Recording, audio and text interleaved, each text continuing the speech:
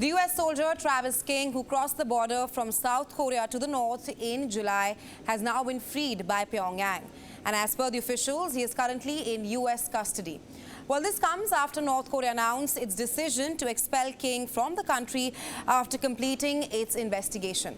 Well, to talk more on this, we have with us Greg Swenson, an international affairs expert. Thank you so much for joining us on WION, Mr. Swenson. Nice to be here. Right. Now, it is extremely rare, rather, for North Korea to release someone from detention, that too this quick. Yes, I was a bit surprised with the outcome, and obviously there's been some negotiations occurring, and so I believe this is good news for the young soldier as well as good news for the negotiators who managed the process. Right. I mean, several recent American detainees have also been held for years, and then we see Travis King, who has been released just after 2 months. Do you think that King's was a unique case for North Korea? It sounds like it was a unique case. I'm not sure there was any upside for the DPRK to keep him. I mean, he was not exactly a high-value hostage. He actually, crossed the DMZ into North Korea, on his own. He wasn't, caught. He wasn't captured. And, he's a young soldier that was having some personal issues. He'd been in a nightclub brawl, and he probably faced a potential dishonorable discharge from the U.S. Army.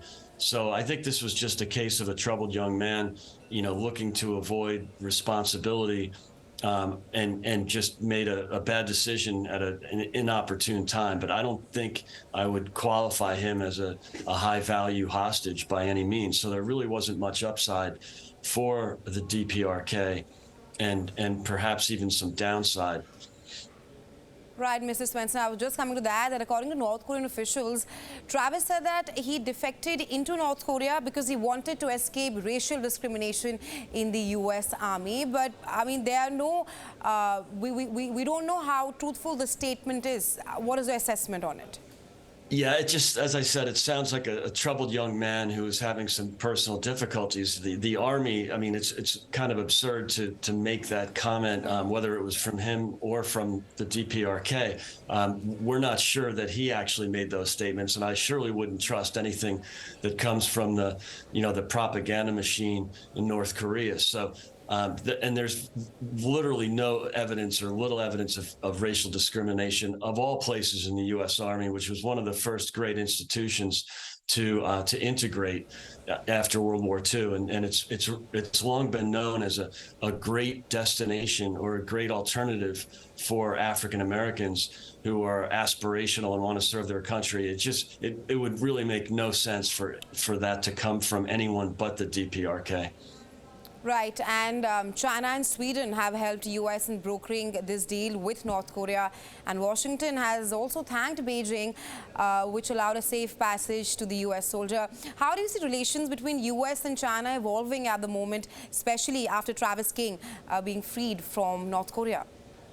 Well, perhaps it was a move by China to reach out to the U.S. and actually extend an olive branch, whereas the last few months or even the last 2 years has been very difficult. The Biden administration has been begging for some sort of interaction and calling for high-level meetings, and Xi has consistently declined the opportunity to converse with President Biden. He has seen some of the Biden administration officials that have traveled to Beijing to see him, but it's really been a one-way street. It's been the Biden administration reaching out to Xi, and he's declined. So this might have been a moment of diplomacy coming from China. It Right. wasn't a big ask. It wasn't something that they had to make any great sacrifice for. It was simply having their relationship with North Korea, which obviously they're the senior partner in that relationship. It was pretty easy for them to ask for the release of this young soldier because, again, he wasn't a high-valued hostage by any means. Right. Do you think China has gained anything from this, rather, from helping Travis get out of North Korea? Yes, I think in a very small way, yes. I mean, it was obviously a positive gesture coming from China. Again, it didn't cost them much, so I wouldn't put too much weight on it. But it was definitely something that they could do without, you know, really sacrificing much. So look, I think it's a good move. I think it's Right. a positive and diplomatic move, but I wouldn't put too much emphasis on it. Right, Mr. Gregg. Also, the exchanges and communications between Washington and Beijing have also increased in recent past. What do you have to say on that?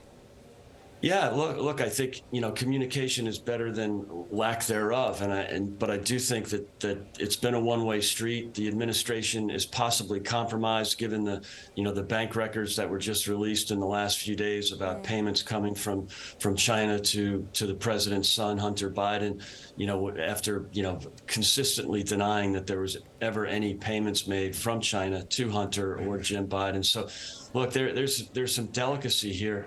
And there's a moment where, you know, the Americans are starting to question whether the president is compromised with China, with Russia, with Ukraine, Romania, Kazakhstan.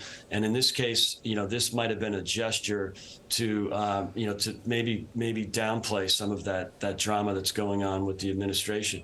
So look, again, I don't think it's a pivotal moment where Xi is reaching out and wanting to engage with the administration. I think we're a long way from that, but it's surely not a negative. Right, Mr. Gregg. Let's also talk about other diplomatic relations, the success between the U.S. and North Korea after this incident. Well, yes, it's definitely positive. I mean, the remarks coming from the North Koreans are not, you know, not to be trusted, and I don't think that, you know, this is going to be a pivotal moment between U.S. and North Korean relations. But again, this is a good gesture from both China and North Korea. I think it's, you know, a good moment and should be celebrated. I don't know what to expect, you know, from a soldier that went AWOL and purposely crossed into enemy territory. So, you know, that remains to be seen. I'm sure he'll be discharged, and I'm guessing it'll be dishonorably discharged. But, you know, again, I think for diplomatic relations, this is a small but good moment. Absolutely, Mr. Swenson. Thank you so much for joining us on WION Great to be here. and sharing your insights with us on this story. Thanks for having me. Thanks.